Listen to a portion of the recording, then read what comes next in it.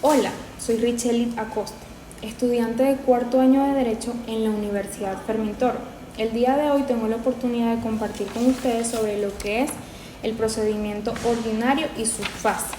El procedimiento ordinario penal, el procedimiento ordinario en el derecho penal venezolano y sus fases.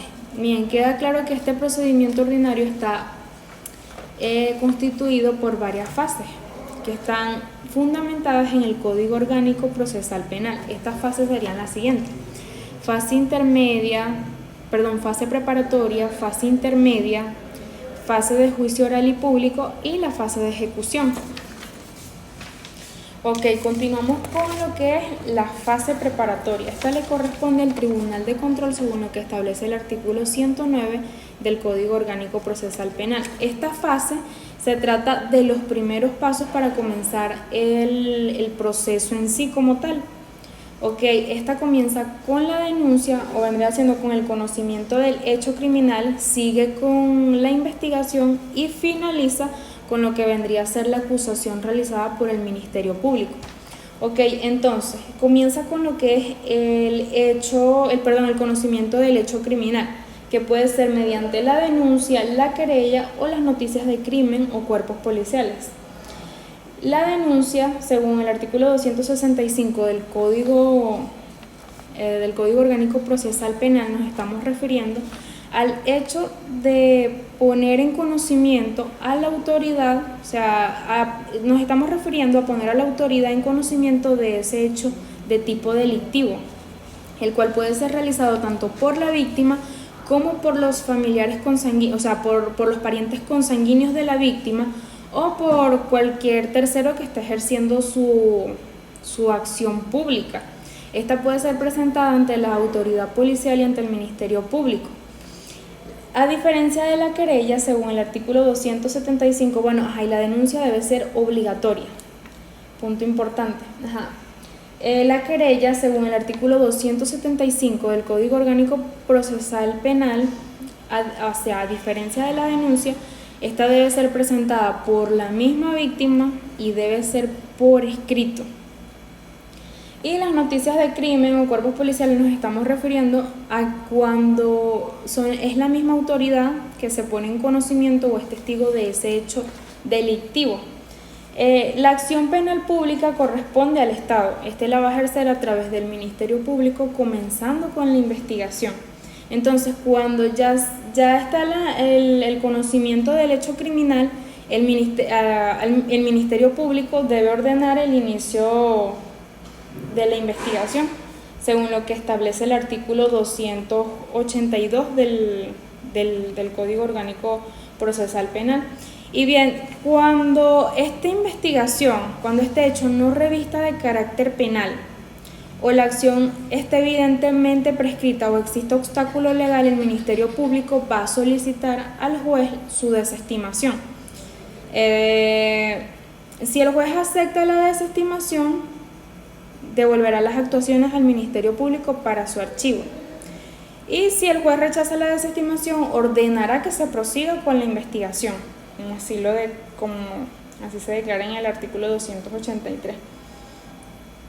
Ok, se practican todos los actos de investigación necesarios según el artículo 285 y 286 del Código Orgánico Procesal Penal.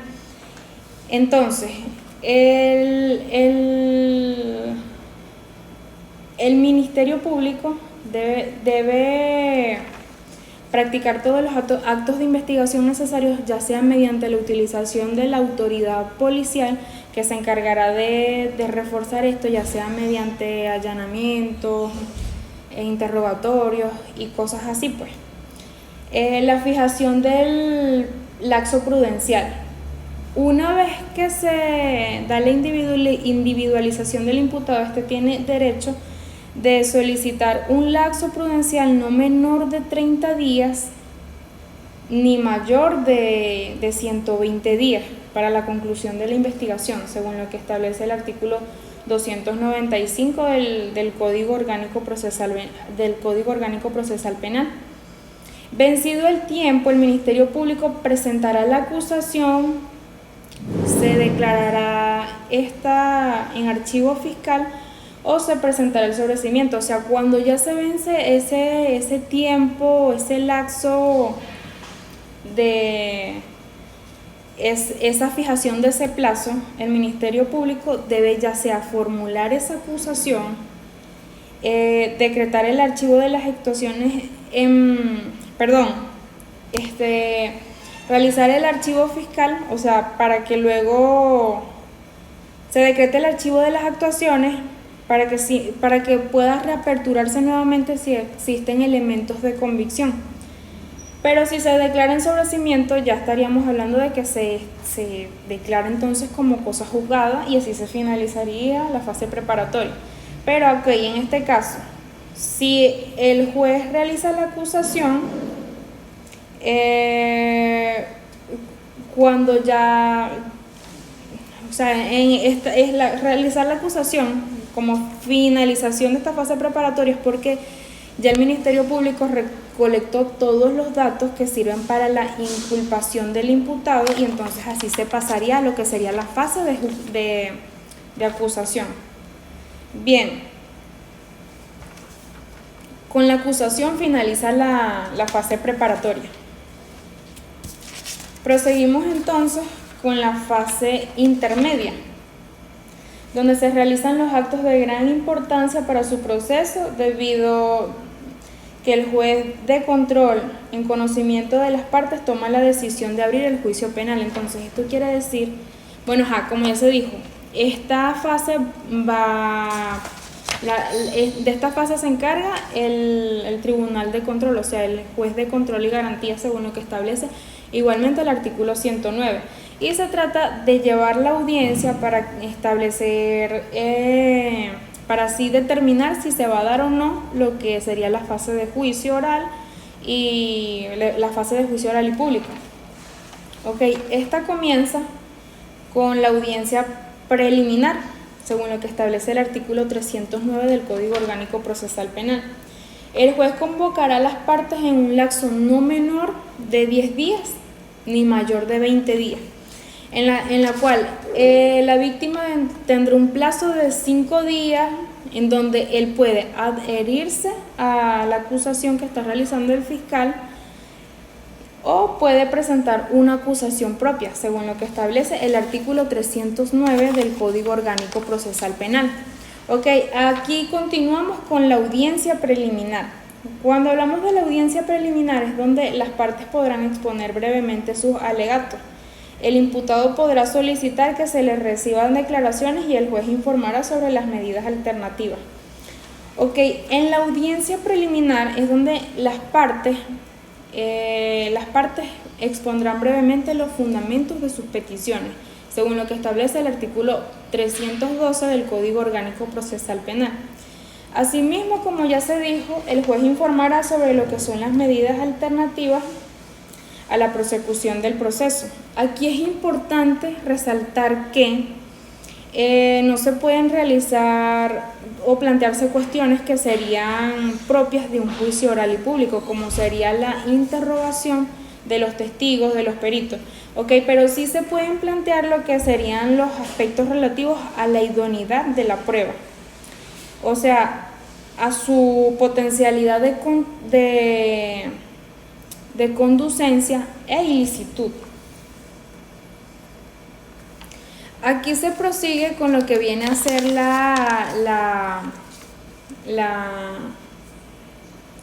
o sea, el objetivo, el principal de esta función es determinar los hechos y ya los derechos serán debatidos en lo que vendría a ser el juicio. Bien, seguidamente tenemos lo que luego de esta audiencia preliminar el juez debe tomar una decisión según lo que establece el artículo 313 del Código Orgánico Procesal Penal. Finalizada la audiencia, el juez debe resolver las cuestiones planteadas, es decir, el juez debe tomar entre estas decisiones, debe declarar si hay defecto de forma en la acusación, en la cual la cual se debe subsanar, debe aprobar los acuerdos reparatorios, decidir sobre las medidas cautelares, debe dictar el sobreseimiento, debe admitir total o parcialmente la acusación y ordenar la apertura del juicio, entre otras cositas. Y entonces, si el juez aquí admite la acusación, se ordena entonces la apertura del juicio del debate. Debe ser acorde a lo que establece el artículo 314 del Código Orgánico Procesal Penal. El auto es inapelable, o sea, el auto de apertura al juicio es inapelable, según lo que establece el artículo 314 del Código Orgánico Procesal Penal. Entonces, esta fase intermedia comenzaría con la audiencia preliminar que se realizó luego de la acusación del Ministerio Público y finalizaría con la admisión de la acusación por parte del juez.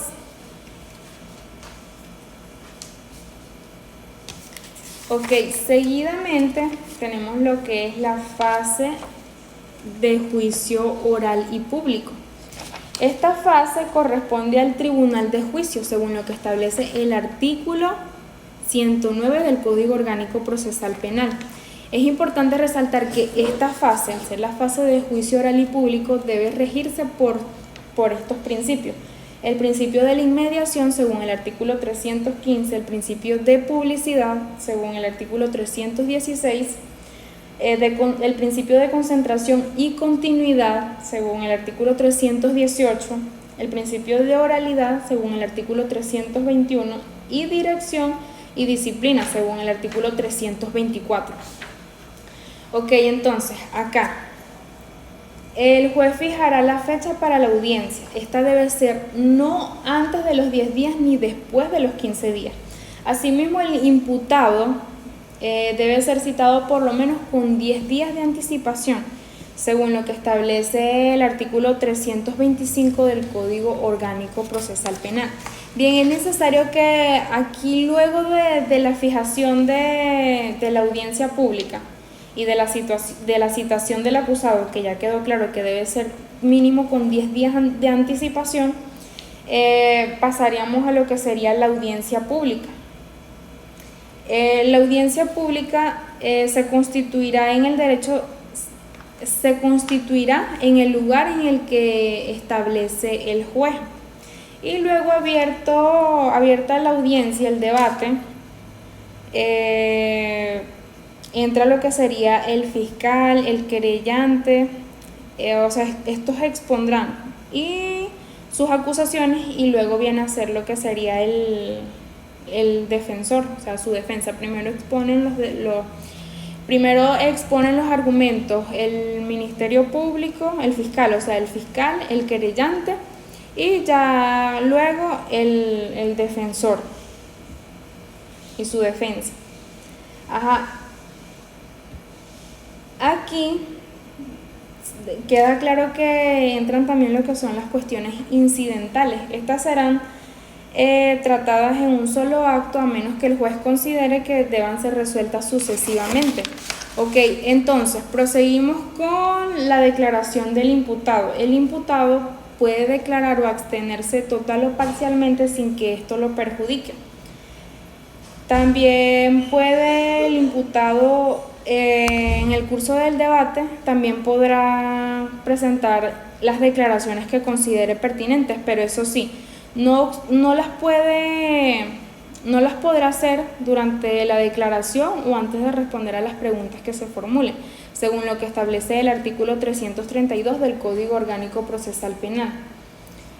Luego aquí entran lo que son la recepción de las pruebas, los expertos, entran lo que son los testigos, ahí donde los testigos son interrogados, primero los testigos del fiscal, luego los del querellante y así luego los del imputado, a menos que el juez considere necesario alterar ese orden. Aquí, entonces, luego, Luego de incorporadas las pruebas al juicio, las partes podrán exponer sus conclusiones sin leer escritos y también tendrán derecho a replicar y luego se declara cerrado el debate. Pero, aquí es donde ya interrogados los testigos, presentados los documentos, las pruebas, otras pruebas, ahí entra lo que vendría siendo la discusión final. O sea, donde el juez presidente, ahí en esa discusión final, el juez presidente concederá la palabra sucesivamente en el mismo orden al fiscal, al querellante y al imputado para que estos expongan sus conclusiones. Y si está presente la víctima y desea exponer, se le dará la palabra, aunque no haya presentado la querella. Así. Y finalmente el juez presidente preguntará al acusado si tiene algo más que manifestar, por último, según el artículo 343. Y así vendríamos a hacer lo que sería aquí la deliberación, donde es que el juez se retira de la sala con el fin de elaborar la sentencia y convocará a las partes para imponerlos del contenido de esta. La sentencia debe contener los requisitos que establezca el artículo 346. O sea, con la deliberación clausurado el debate, el juez pasará a deliberar y elaborar la sentencia según lo que establece el artículo 344 del Código Orgánico Procesal Penal. O sea, ya terminada la deliberación, la sentencia se dictará, o sea, se debe dictar el mismo día, como ya se dijo, con los requisitos que establezca el artículo 346 del Código Orgánico Procesal Penal. Y la sentencia se debe dictar el mismo día y se debe publicar. La publicación de la sentencia se llevará a cabo a más tardar dentro de los siguientes 10 días, pero no puede ser más. Y esta sentencia que dicte el juez puede ser una sentencia absolutoria o puede ser una sentencia condenatoria. En la absolutoria se ordenará la libertad del imputado, mientras que en la sentencia condenatoria se fijarán entonces las penas que se deben llevar según lo que establece el artículo 349 del Código Orgánico Procesal Penal. Entonces, esta fase del juicio oral comienza con la audiencia pública, la convocatoria de las partes y finaliza con la decisión que tome el juez, ya sea de una sentencia absolutoria o de una sentencia condenatoria. Entonces, aquí proseguimos con la fase de ejecución, que vendría a ser la última fase. Esto es dependiendo. Hay algo que me faltó acotar acá, que son los recursos. Conforme a lo que establece el artículo 423 del Código Orgánico Procesal Penal, estos recursos, las decisiones judiciales serán recurribles solo por estos recursos se van a seguir según el artículo 423 en los casos que estén expresamente escritos en la ley, desde el artículo 423 al 425. Y por último, dependiendo de todas estas fases, vamos a lo que es la fase de ejecución. Y en proseguimos con la fase de ejecución que le corresponde al Tribunal de Ejecución según lo que establece el artículo 471 del Código Orgánico Procesal Penal. Entonces, a este juez le va a corresponder las funciones las funciones de ejecución. Le corresponde el conocimiento de la ejecución de las penas y las medidas de seguridad interpuestas mediante la sentencia definitivamente firme, o sea, el cumplimiento de esa sentencia definitivamente firme. Esta se encuentra desde el artículo 471 y los subsiguientes. También tiene como finalidad la vigilancia penitenciaria, aparte del cumplimiento, o sea, que se dé el cumplimiento de la pena. Se pueden presentar alternativas en el favor del condenado para cumplir la pena, según lo que establece el Código Orgánico Procesal Penal también aparte. Y con esto se le da término al proceso en sí. Aunque es de aclarar que todas estas fases, todo esto va dependiendo mucho de las circunstancias y que vayan surgiendo en ese proceso para que se dé correctamente, porque hay muchas cosas que lo pueden interrumpir.